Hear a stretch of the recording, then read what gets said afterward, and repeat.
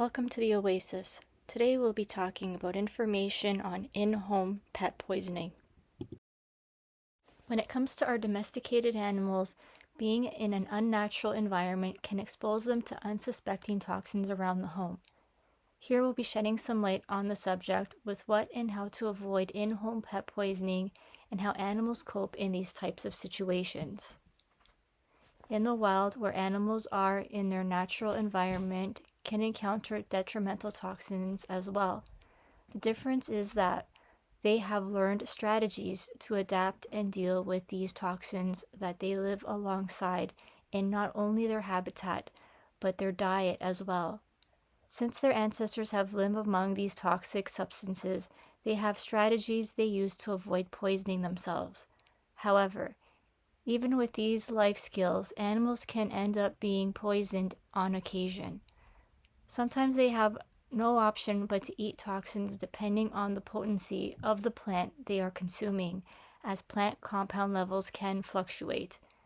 At times, there could even be bacterial or fungal toxins they have ingested, pointing to the fact that animals had to develop strategies like zoopharmacognosy to deal with poisonings. When we speak of in-home poisonings of our pets, we are referring to in-home plants. Even though statistically the chances of animal poisoning is very low, it is best to educate ourselves for the sake of our animals to avoid any chance of occurrence. As mentioned above, wild animals are equipped with the knowledge of the toxins in their natural environment. Our domesticated animals are unaware of the foreign and exotic plants we bring into our homes. They become more vulnerable to poisoning.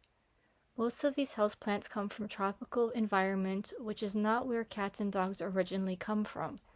So they and their ancestors were not naturally exposed to them.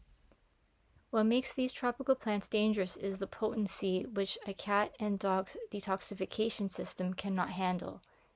Even though the plant may taste off to our cats and dogs, they do not have the evolution of these plants to know that it will lead to poisoning. It is important to know which of the plants in your home and local environment are poisonous to help against accidental poisoning. In order to keep your animals safe while allowing self-medication, aka zoopharmacognosy, to take place, it is a good idea to have a list of common poisonous plants for every season. It doesn't take long for a cat or dog to start nibbling on an outdoor garden plant before your eyes. That is why it is best to avoid these areas once you become aware of what is safe and what is not safe. It's also not a bad idea to take along a list below to know what to avoid when choosing your garden plants, where your animals will be hanging out. In the blog that I have provided in the link below, you will see a list of plants to avoid in every season. The symptoms of an animal that has gotten into something toxic depends on which plant and how much they have consumed.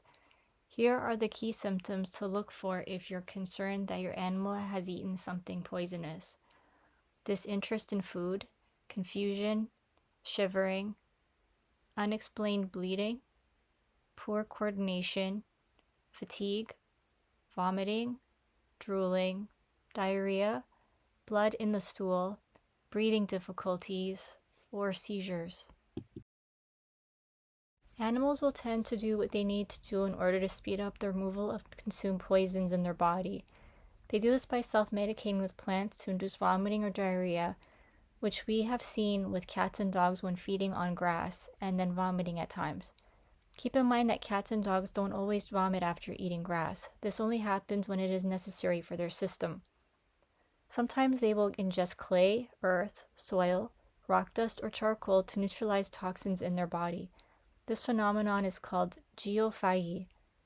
This not only helps with poisoning, but in addition, this is a way for them to get their minerals to meet their nutritional and medicinal needs. The greatest takeaway from all of this is knowing what is toxic for your animals, and it is important that we see that animals clearly know what they need. We should not only listen to our animals' healthcare team, but we need to also observe and listen to our animals' needs as well. Consult with a holistic veterinarian or holistic practitioner to lead you in the right direction. If you feel uncertain, holistic practitioners have the expertise and wisdom to direct you to the top quality products and therapies for your animal. Do not use any remedies if you are not certain which and how to use them. It is best to work with a practitioner. This video is for educational purposes only. Thank you for taking the time to be here today for the well-being of your animal. If you'd like to book a consultation, feel free to contact me, and don't forget to like and subscribe to our channel.